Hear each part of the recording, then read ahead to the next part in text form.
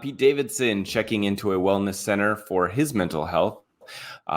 This is a report that has come out this week saying that he's decided to take some time to focus on his mental health after a 200-show live comedy tour.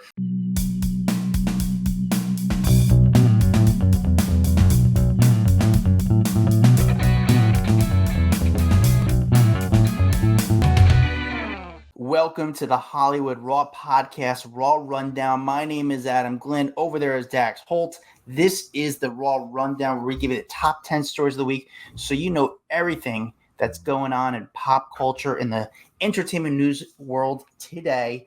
On Fridays, we release the top 10 stories of the week. How do we find out the top 10 stories? It goes on Google search, it goes on data, and lastly, it goes on our personal opinions. But honestly, just like any other news site in the world, it goes by the data. During the week, we usually drop an interview or we drop a conversation that Dax and I have on ourselves. We just kind of catch up with each other. Sometimes we talk to a celebrity. Sometimes we talk to a publicist, a bodyguard, sometimes a Hollywood exec, just people in the industry. And it's a fun conversation. Over there is Dax Holt. How are you, buddy? I'm doing good. And if you missed this week's episode, we talked to a writer, someone who is a Hollywood writer, writes movies. He was the guy behind Just Friends. A really fascinating conversation of because I don't think we've ever had a writer on, someone who legit has written a movie, what the process looks like, how it works when you get paid for writing the script, what happens when it goes to a studio, what happens with royalties, with rewrites, all these things that I thought was a little glimpse behind the curtain, which we love to do here on Hollywood Raw. Going back to the Raw Rundown today, which is the top 10 stories of the week, I'm going to be honest with you guys.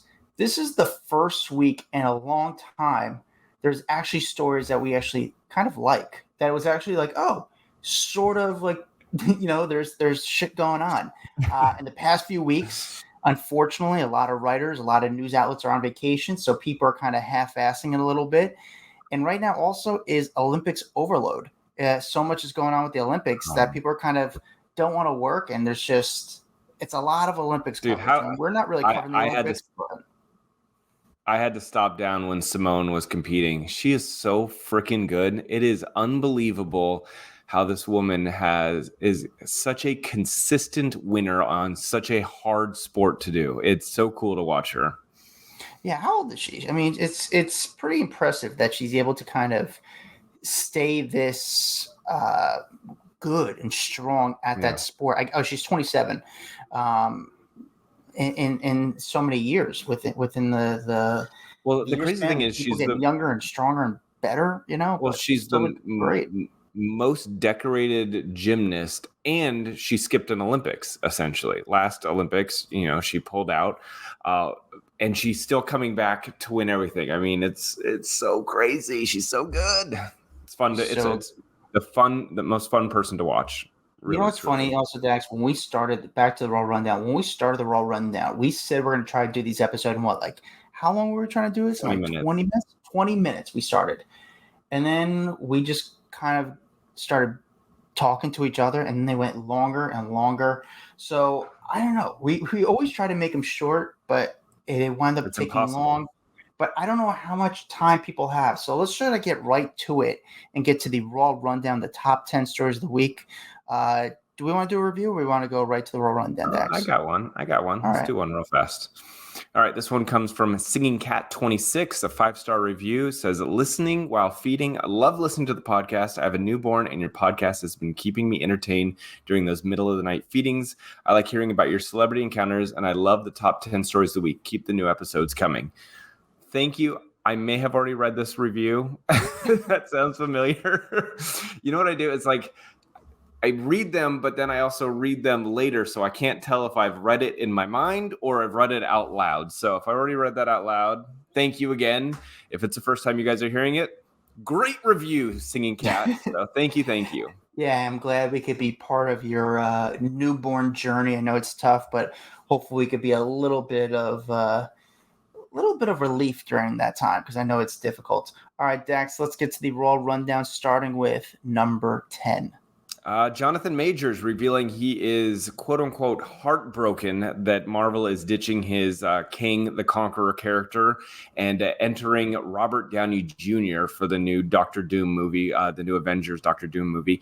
And this comes days after Marvel had unveiled Robert Downey Jr. as the new Doctor Doom at San Diego Comic-Con. This was a huge, huge deal. If you happen to miss this, this could have made the rundown itself, but Dr. Doom wears a mask and, no one knows who it's going to be. And he comes out, pulls off the mask, and it's freaking Robert Downey Jr., who is now coming back to the Marvel franchise after being killed off as Iron Man.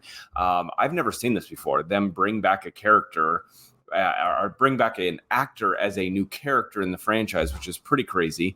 But this is because the villain character that was being played by Jonathan Majors got scrapped after he was, got in trouble with the law for third-degree reckless assault and harassment. Marvel dropped him, and so they had to basically throw out the script and start new. And this is with the Fantastic Four characters. So very interesting. But a TMZ camera caught up with Jonathan and just said, "Hey, what do you think?"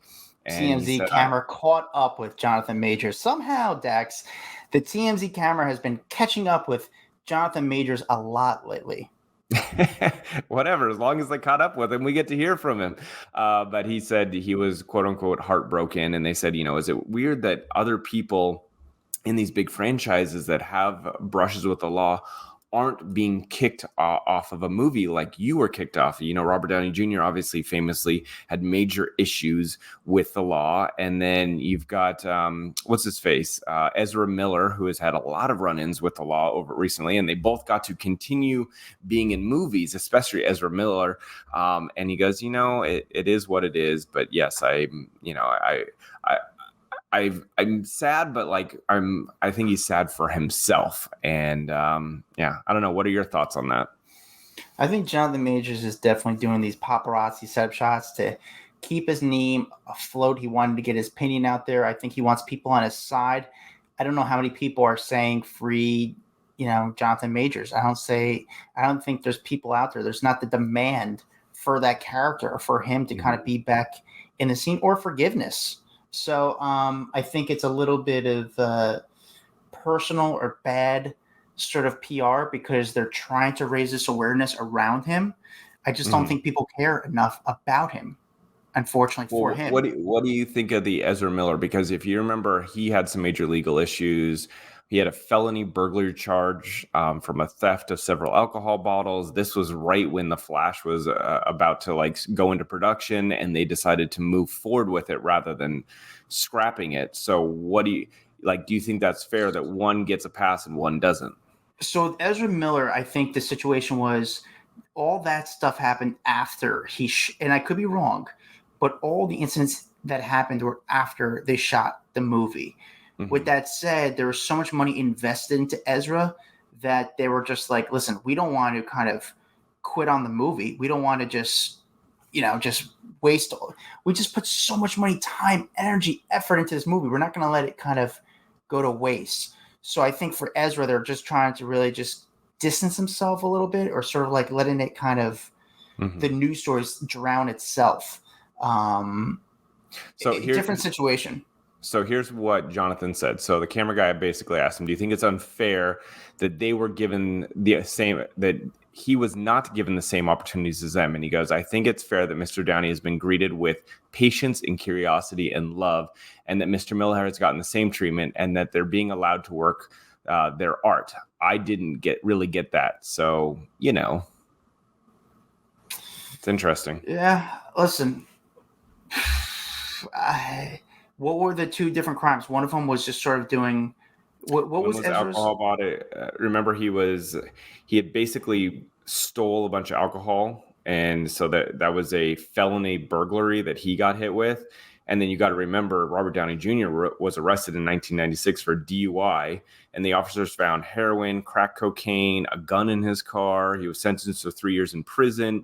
He had some major issues, and the Iron Man movie was really what jump started his career back in 2008. No one was giving him a chance until Marvel gave him a chance. That's why it's interesting. Yeah, and then what was Jonathan Majors arrested for? His arrest was for third degree reckless assault and harassment of his then girlfriend. So again, a way of looking at, just for me personally, people could come at me. One of them you could say was a little bit more personal destruction, more of like mental issues, challenge, personal. I don't know, some sort of. I think you might be on the right. And then the other one was, hey, he hurt someone. It was abuse. It was hurting a woman, hitting a woman. So it's different sort of issues. But with that said, I think, they just don't want to keep pushing on him. It's like, all right, they don't need to put some gas on a film where when this guy goes to promote it, they're going to keep bringing up this subject. Yeah. And when's the last time you heard about Ezra? You don't really hear much about him these days. They sort of kind of are letting that kind of distance themselves a little bit, kind of let it air out a little bit more. So we'll see what happens in years from now. But right now, it's still fresh on people's mind. If I was Jonathan Majors, I would stop calling paparazzi for setup shots. I would just, you have enough money to do okay. Just stay home and just enjoy life. I know you want to work. I mean, you're hungry, which is good, but stay home, enjoy life, enjoy some of the finer things. And you're in timeout for a little bit. It's like Hollywood timeout. It sucks, but fortunately you're financially, I hope, able to kind of, and it sucks that you have to the whole situation sucks, but hopefully financially you're not dependent on the work.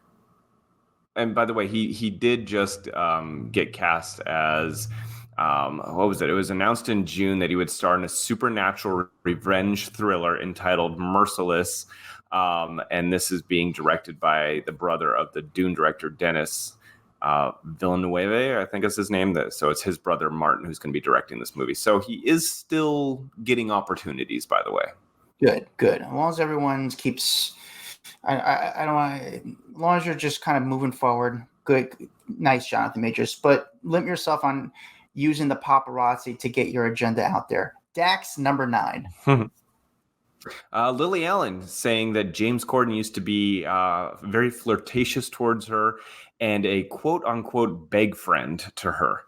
I had never heard of this term. I guess it's a British slang term for someone who's like constantly like kind of a Klingon who's like begging you to hang out with them. And even if you're not interested. So she was doing her podcast. It's called Miss Me, It's Miss Me ? She opened up about the history with beg friends, and someone asked her, do you ever had like a famous beg friend? And she goes, yes, James Corden. He was my beg friend. He was super flirtatious with me, sort of made friends with me. I introduced him to a group of my friends, and then it was just like he kept like texting and she wouldn't respond, and then text back again like, hey, just checking up on this. She goes, yeah, these are the people that like when you get a text and you ignore them, they keep hitting you up. And then you're like, yeah, there was a reason I didn't respond because I was trying to ignore you. And now you're making it super awkward. Anyway, she was saying that that he's not begging her anymore. And I'm not begging him either. She said, I can't do anything for him now. He's good. And basically just called him out, which I got to imagine it's kind of embarrassing to be called out by a famous friend saying that you are a Klingon. Like, that sucks. Yeah, that's so embarrassing. But part of you, like, if he had it, calls him out, he does seem like the guy who would do it. Nah, that seems mean. But yeah, that's pretty embarrassing. He consistently gets bad articles written about him. You know what I'm saying? Like, they're between the ordeal in New York where he's considered being like an a-hole to the staff there. I just feel like he gets a lot of bad press for simple little stories. Like, it's become his thing now. So Dax, let me ask you this. Something like that, does that spur out of nowhere, or do you think he really did sort of rub some people the wrong way? And not just one person, multiple people. I think he's rubbed a lot of people the wrong way, unfortunately. And I really like James Corden. I think he's really funny. I think his show is amazing. I think he came up with really creative social media type videos that just blew up online. So I think he did really well for himself. But again, consistently bad stories, which makes you wonder if he's just not the person we see on television. Well, it's funny. My buddy ran into him at Craig's not too long ago. and he said he was the nicest guy, like to the paparazzi, like overwhelming nice. I'm like, is he trying to change the narrative around him? Is he trying to kind of have us change our opinions? But I guess that's what you got to do. You got to be like kissing babies. You got to be a politician these days. I mean, that's what Ellen, sort of was supposed to do, but I don't think she cares really at this point. She's like, yeah, I don't care enough. So, you got to work hard to change that narrative around him. Yeah, it sucks for him. Yep. But all right, Dax, number 8. The Bachelor star Haley Merkit died at the age of 31 this week. If you remember, she was in season 21 of the show. She was the Nick Viall season, and she was kicked out in like round 2, I think. But I think if you see a picture of her, you'll recognize her. She had been dealing with leukemia for quite some time, had been very open with her battle with leukemia, posting on social media, and unfortunately, she died Friday at the age of 31 after a very courageous fight for her life. And someone posted on her account, basically, that she was surrounded by friends and family, and she lived life with no regrets. But yeah, just a sad story, but I feel like it needed to be mentioned today. Yeah, it's a sad story. A lot of people kind of spoke about it. I guess she was on Nick Viall's season. Is that how you say it? I thought it was Viall. Not Nick Viall. Nick Viall. Viall. You think you should, if you're going to be on a TV show, like you should have a name that's easy to pronounce? You know what I'm saying? Like, is that part of casting when they're going to cast someone? Like, we don't want it to be like a name where we don't know how to pronounce it. So when you find the person, they have to have a name that's easy to pronounce. When you read it, you know you're going to say it the right way. You don't have to, I don't know. But yeah, a sad story. A lot of Bachelor Nation spoke out about the person, spoke about her. Seems like it was a sweet person. I guess she's been going through it for a little bit, but I'm glad she had loved ones around her. Yeah, sad story. Hope her family's doing all right. And are you watching the new Bachelor season by any chance, Dax? Hell no. Okay, moving on. I'm not even going to talk about it. Let's go. Yeah, I'm not watching it either. I actually didn't watch the first. It came out during a really bad time, and it's weird. It's weird to have a summer with no Bachelor in Paradise. Have you noticed there's no Bachelor in Paradise this summer? So I didn't notice. See, well, you hate the Bachelor people. I just hate that they're taking our jobs. I don't hate the Bachelor. I just they lost me so many seasons ago. Like I was hook, line, and sinkered into the Bachelor franchise. I watched Nick's season. That's when I watched it, was back then. And then they lost me, and I have not been able to come back. I'm just not interested any longer. We will get you back, Dax. One day. No, you won't. We will. No, you're gone. Dax has moved on to Love Island. What number are we on? Number 7? We are on number 7, right? 7? Okay. Yes, 7. Number 7 is Angelina Jolie and Brad Pitt's son Pax got into a nasty accident this week on his e-bike. He was rushed to the hospital after being involved in a car crash that left him with a head injury. Basically, he was seen going down a very busy street in Los Angeles, and it was around 5 p.m. It's down Los Feliz Boulevard. And I guess it was right during the middle of rush hour traffic. He approached an intersection and rammed into the back of a stopped car at a red light with his electric bike. The problem is there's been numerous paparazzi photos of Pax out riding the same bike. He doesn't wear a helmet. He doesn't wear any protective gear. So when he smashes into the back of a car and gets thrown off his e-bike, he hits his head and then has to be rushed to the hospital. I guess paramedics were kind of nervous at the beginning, and people who were standing around, they thought that he could have been dead because he was knocked out. And then when paramedics arrived, he was able to regain consciousness, but was complaining about a head injury. So they took him in, and then Angelina met him at the hospital and was there by his side. And that everything seems to suggest that he is now in stable condition, and he's not going to have to stay in the hospital for a prolonged period of time, but still very scary. And I hope this is a wake-up call to him to start wearing a goddamn helmet. I look at these kids, and these e-bikes have become so popular and they're cruising around my neighborhood and these kids aren't wearing helmets. And I'm just thinking, you're going so fast. Like I've seen kids on scooters, like hit a crack, fly off and be, they could potentially hurt themselves and they're going a mile an hour. So I would hope that kids start wearing helmets, even though they're not cool. They're not fun to wear. Wear a damn helmet, people. Dax, I got to be honest with you. Well, first of all, scary situation. I can only imagine I can't imagine how fast he was going because I ride e-bikes in New York City on the streets with no helmet. I'm going to be the first one to tell you. And idiot. I have no. Here's the thing, Dax. I kind of idiot. I don't have a choice. I do and I don't. You say you do have a choice, but Dax, I'm holding a book bag that has my camera, my laptop, my bag's not even big enough for my camera sort of hanging out. So strap a helmet onto your backpack. It's not that hard, Adam. The e-bike but I only go maybe 15 miles per hour, the fastest. Dude, you don't have to be going 15 miles. You could be going 3 miles an hour and you hit the wrong thing and you fall and you hit your head. Don't be a dumbass, Adam. You're not wrong. It's just I don't disagree with it. It's easy to get caught up into it. And for me, when I'm racing around town, you understand, Dax, in New York City these days, it's like a Mad Max movie. There's bike messengers and bikes everywhere with just hockey sticks sticking out. It's crazy. Crossing the street in New York City has never been scarier. Not because of the cars, it's because of the bikes. Even more reason to be wearing helmets. So you know what they have that maybe you would like? When I was in Copenhagen, everyone rides bikes, right? Like it is bike central. There are more bikes than there are cars in Copenhagen. What a lot of people have is this little thing that goes around their neck, and it is an inflatable helmet. So they're not wearing a helmet, but if you go to fall, it'll blow up and save your head. It's like an airbag that goes around your neck. Something to consider. Sounds very cool, but I'd probably be wearing it all the time. Know what I do all the time, Dax, just to make sure I'll be okay?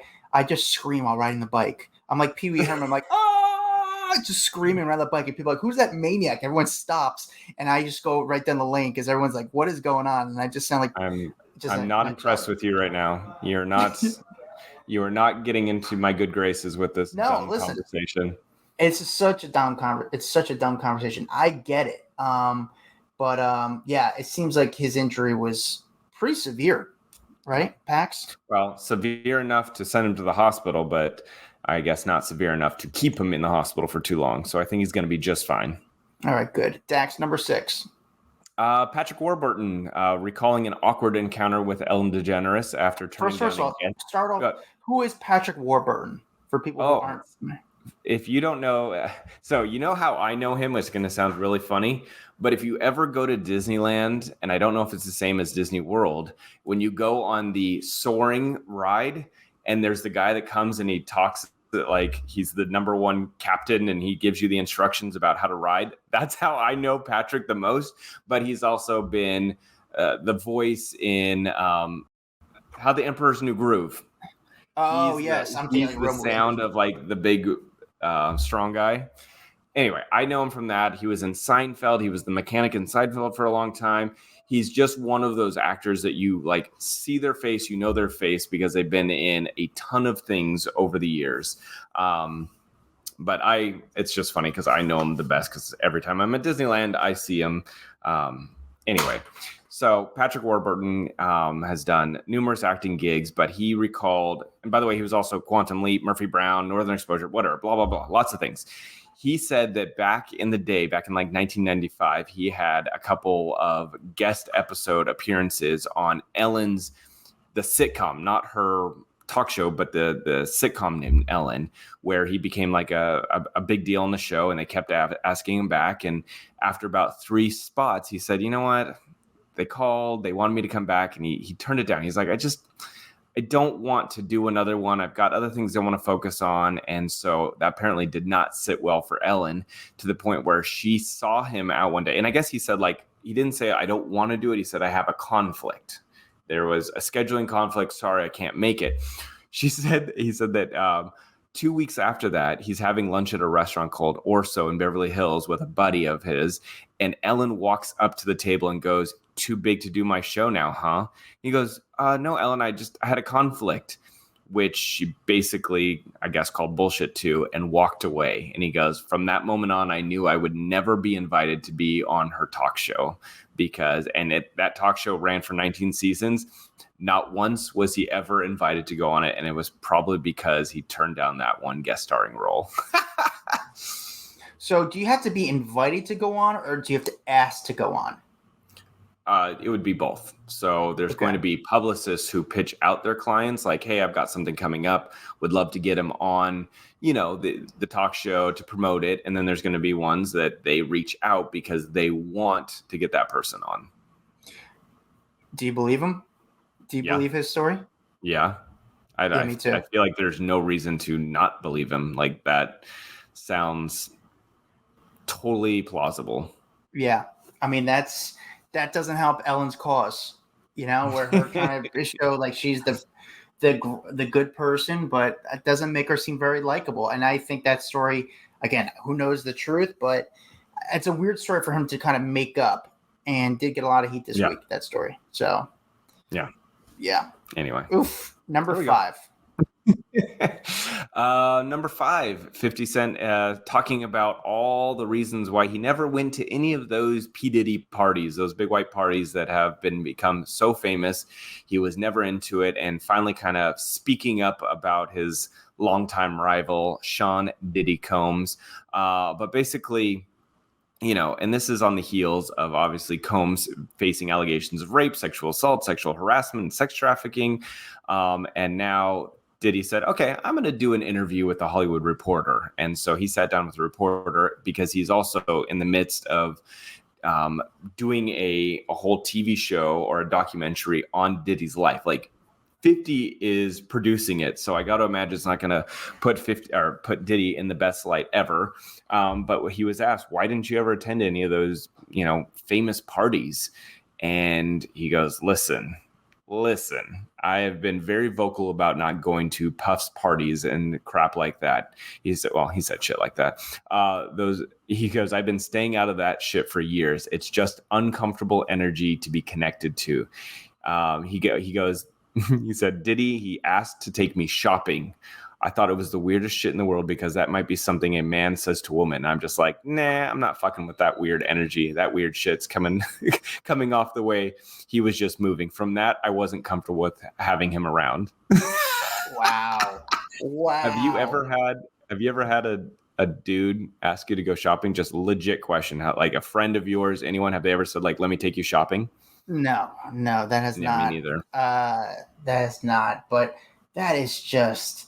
This is the first big name to kind of speak not so kind, or just speak about Diddy. Everyone's been very quiet about Diddy, ever since it happened. But 50 does not hold back from anything. And there's sometimes that I'm not on 50's side. I'm like, dude, like, close your mouth. You're just being a troll. This one, I feel like the way he talks about it, I'm like, okay, like, I feel like this is all legitimate. You're not trolling. You're just talking about your experiences. I mean, they did ask him all about the Cassie being attacked in the hallway, and how, 50 said, look, at first he denied what happened, then tape comes out. So then everything he said was a lie. I mean, he really got into it. The article is really good. I suggest, if you're into this feud, or you're into Diddy or 50 Cent stuff, read the whole article, because there's so much in here that I can't hit every single point, but it was a fascinating little look into the Diddy and 50 feud from over the years. 50 Cent does not hold back, and somehow, like, people don't. I guess maybe people appreciate his honesty, but in the hip hop community, like, I don't know how many friends he has, because I don't know if they're afraid of him, because he's just will speak his mind. But I remember, like, not hanging with him, but I was in the room with him, Fat Joe, some other people in the room, and, like, I guess he just does not give a shit. Like, he doesn't. I've met him before. He does not give a shit. Was he cool? Was he nice? Yeah, he was super nice when I met him. Yeah, he's cool. But one other thing that he did mention in this article was that he almost didn't get to perform in that big Rock Nation Super Bowl show. Do you remember the 2022 halftime Super Bowl show where it was like Dre, Eminem, Snoop, Mary J. Blige, Kendrick Lamar? Well, he said that he claims that Jay-Z basically was blocking him out of that, like did not want him to be a part of it. And Eminem said, okay, well, if there's no 50, there's no Eminem. So like, that's what you get. And to the point where they said, well, fuck, if we can't have M and we lose, like that's not worth it. So 50 got to be a part of the show. So damn, like to have a friend like Eminem who sticks up for you in the midst of it, that's pretty dope. Yeah. Dax, sorry, one other thing. Again, there's so many things in this article, and he also basically claimed that Beyonce is tied in so deep with the Recording Academy that's why she keeps winning all of her Grammys. Anyway, gonna leave it at that. There's still so much to talk about with that article. Dax, number 4. Number 4, Jax Taylor breaking his silence after entering an inpatient mental health facility, says he wants to get better for his son. So, here's the thing. He posted a photo on his Instagram holding his 3-year-old son, Cruz, that he shares with Brittany, and reflected on his decision to seek treatment. He just basically said, this was the comment in the photo: working on getting better for you, buddy. I love you, and put a heart. And of course, everyone started speaking out. Brittany, the mother of his child, wrote love with a little heart. Jerry O'Connell, you do what you got to do, Jax. Love you, pal. Kim Zolciak sending him love. I mean, everyone was very supportive. And I think that this is a big deal because he has always kind of been very candid about his mental health struggles. And he talks about it on his podcast. And so for him, he's asking for privacy for this matter until he can kind of get well. But, listen, this is a journey that he's not a stranger for. And I hope that he gets the help he needs because he's been struggling for a while. Dax, do you think there's anything to do with not announcing if you're going into some sort of treatment or rehab or recovery for this stuff? What do you mean by that? Like, so what if you just didn't announce anything before going in? Like, why do you have to make a statement that you're doing this? No, I think he already entered into the health facility. And so this is him, kind of saying the reason that he's doing it is for his son. But why do we have to know? That's the part that I'm just curious about. And I don't say as being a dick. I just want to generally know, like, if you really don't want the attention, if you're really about it yourself, why not just stay quiet and just do it for your son and just go? Don't tell anybody. And then maybe talk about it after and say, hey, listen, what I did with this, I went to recovery. I went to a thing to fix myself so I become the best dad possible.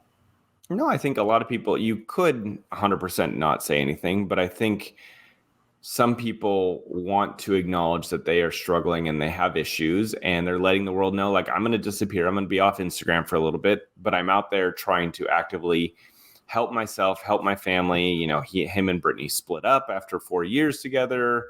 And so there's a lot of things going on in his life. So maybe he's just letting people know, like, I'm actively working on myself right now. Good perspective. I appreciate the perspective. I wasn't me trying to be a dick. I was just trying to understand. I think it's, unless he's like really trying to help people and tell him to be more candid about it. So fair enough. Touche. Touche. Dax, number 3. Big news for American Idol.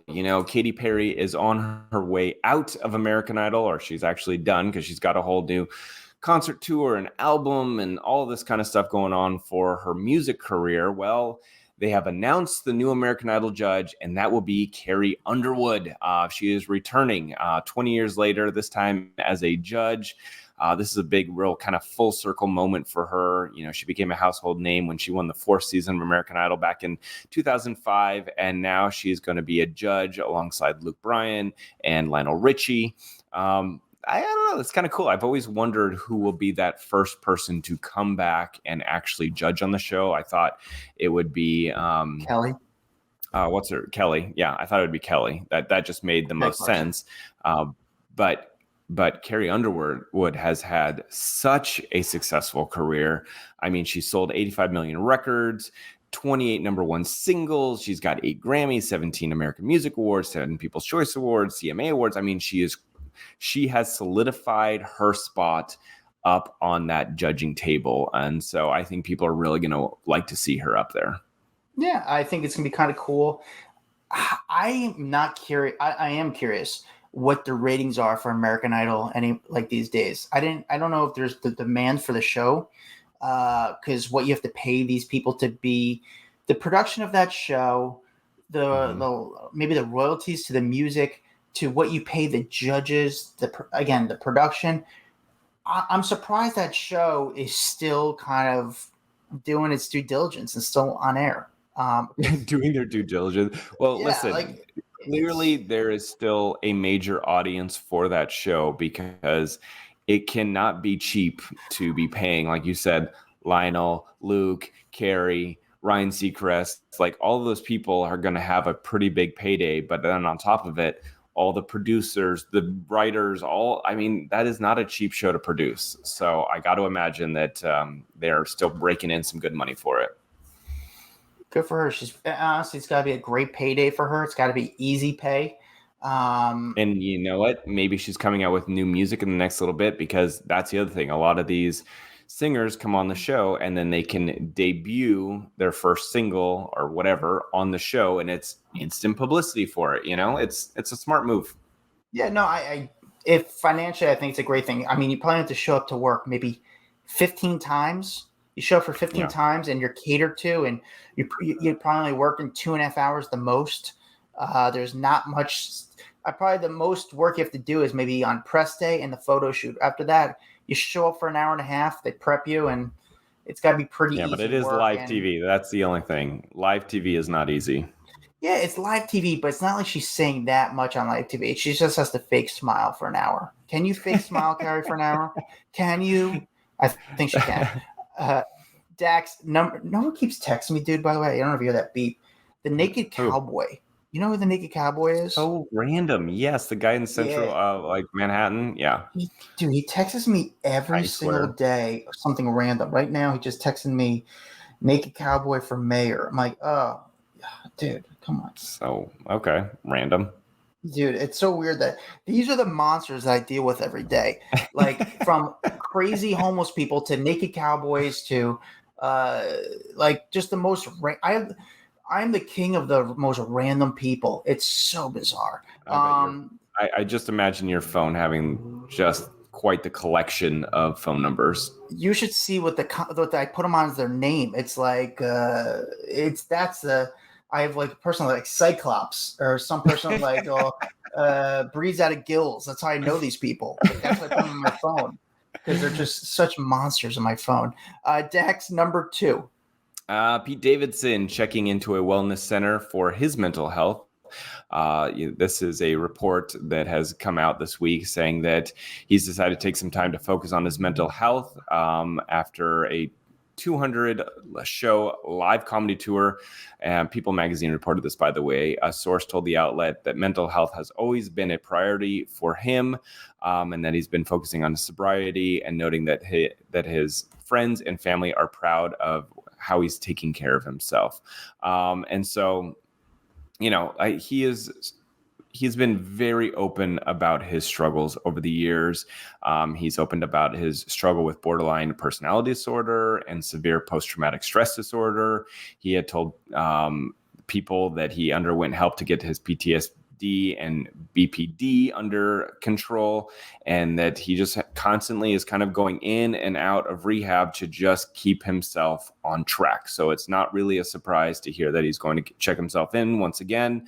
It almost feels like he's one of those people that knows he needs the help and is like, I'm going to go in for a tune-up. Like people go in to get their car tires rotated. He goes to rehab to make sure that he is staying on track, that his mental health is in check, that his sobriety is in check. And I appreciate someone who is so famous being willing to say that is okay for someone to do.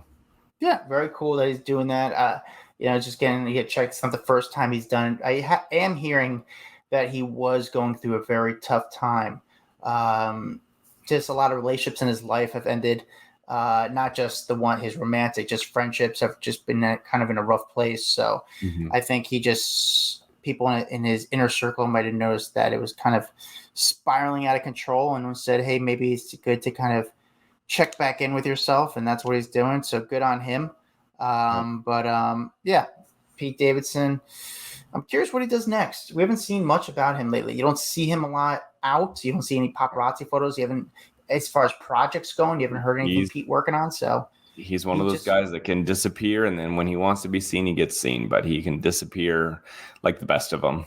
Yeah, but when you want to be seen, it's easy to be seen. So that makes you question any celebrity. Dax, the number one story of the week. Cardi B revealing she is pregnant, expecting her third baby. And this is a day after filing for divorce from Offset. So she's pregnant again. She went onto Instagram and posted, that's how she revealed it. She said, with every ending comes a new beginning. I am so grateful to have shared this season with you. You have brought me more love, more life, and most of all, a renewed power. She wrote in a caption alongside a few photos of herself in a red dress and showing off her belly. And she basically said, reminded me that I can have it all. You've reminded me that that I never have to choose between life, love, and my passion. I love you so much, and you cannot wait for you to witness what you have helped me accomplish, what you have pushed me to do. It is so much easier taking life's twists and turns and tests lying down, but you, your brother, and your sister have shown me why it's worth to push through. So she was talking to the baby, by the way, in that post. And yeah, her and Offset have had quite a bit of up and down. They're together, they're not together. And finally, she filed for divorce and then announced she was pregnant. So clearly they were getting along at one point in the last couple of months, but she's been open about that too. She's like, I feel like there was times where they weren't together and she was like, can we just, bang and then kind of go along with what we're doing? That's the one thing I do love about Cardi is non-apologetic and who she is and very open and honest about just being Cardi. And I love that. Yeah, it's kind of, it feels like it's always like having fun with it in a way, even though it could be a tough situation. I mean, she just, she announced that she's getting divorced from Offset, but she is having another baby. You know what I don't think she actually says if he's the dad. I just realized that. I don't know if he's the dad. There is stories saying that there was allegedly there was, again, there's reports that there were apparently with the divorce that there's no cheating going on. However, you're right. I don't think we had the confirmation saying that he is the father. He's the father. I just assume because they have been so on and off throughout this last few months, years, whatever, and that they would actively talk about hooking up, even though they weren't together, that I just kind of assumed that he's the dad. So that's my assumption is that he is. And, but I didn't see confirmation in any stories. You know what's cool about Cardi? It's if you see her on the street, you're sort of intimidated just because when you see someone who is, I want to call her a diva, but not in the negative way. I mean, because of her status in Hollywood, a female, strong, successful person, I consider her a diva. You'd kind of be, for me, in my position, I'd kind of be nervous. Because she's so big. However, she is so down to earth, and what you see with her is what you get. Like the same person that you see in the interviews, the same person. That's how she really is, which is cool. That makes me like her more. Like she's chill. I remember the first time I met her on her tour bus in Miami, and I was so nervous because I had to go through like 2 rounds of security, her own security. And it wasn't like real security. It was like her entourage. And then they're like, all right, you get 45 seconds with her. And they put me on the bus, and I'm sitting on the corner of the bus, like by myself. I look so out of place. And she comes out and was like, hey, how are you? And then I got like 45 seconds with her, and she's like, oh, that's it? I was like, oh, can we keep going? But like everyone was looking at me. I was like, oh, I think they want me out of here. Like, I'm sorry. Like it was like she was very nice to me, but like I didn't want to like they told me 45 seconds. She seemed like she wanted to keep talking, but I didn't want it to end bad. I remember I ended it abruptly, but she, she's so cool. So I appreciate that she's like, I'm pregnant, I'm getting divorced. I'm sure there's going to be a lot more stories that come for this. I mean, I think we want that. I think the public sort of wants that conclusion that Offset is the father. But yeah, I mean, at least we have like ending to this story. Are they together? Are they not? Because I know there's been back and forth for a while now. Well, that's it. That is our Raw rundown for the week. We kept it in the 20-minute range, like always. No, I'm just kidding. We doubled that. You tried. But at least you guys are going to the weekend knowing exactly what happened this week, what's going on. I'm sure next week we'll bring more news. I mean, we'll see. This week was great, even with the Olympics going on. So hopefully next week has some more interesting news. Make sure you guys are following us and watching us on Red Coral Universe. If you need that link, head over to HollywoodRaw.com and click on the link at the top. And then, yeah, you can follow all of our social media from that link as well. We've got our Twitter, our Instagram, our TikTok, our Facebook. You can join our private Facebook group called Off the Record, where we are going to be doing an Ask Us Anything episode coming up. So if you guys have some questions that you would like us, if you'd like to participate in an Ask Us Anything episode, head on over. You got to be a part of our private Facebook group, and there you can submit the questions for us to read on air. So get in there soon, because we're going to be doing that in the next couple weeks. Other than that, you can follow me at Dax Holt. You can follow Adam at Adam Glyn, and we will see you guys next week. Bye. See ya. Guys, hope you liked that video. We got a lot more where that came from. Hit that bell, like, subscribe, share with a friend. The best you can do to support us is really doing that, and we really need the money because we need hair gel.